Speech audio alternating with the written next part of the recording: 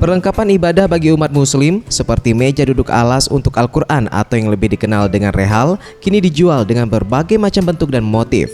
Jika biasanya rehal dijual dengan bentuk polos, sekarang rehal telah dibentuk dengan berbagai motif ukiran serta dicat pernis yang menambah kesan menarik.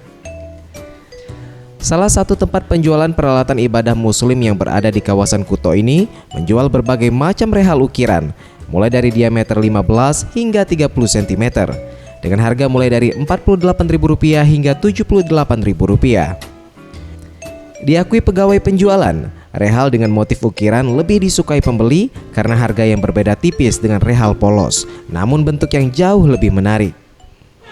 45, 70, 78 paling mahal. Rehal jenis apa? Sedikit.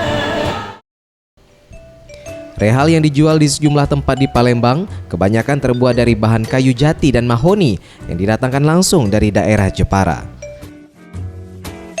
Anugrah Sandi Pratama, Sriwijaya TV.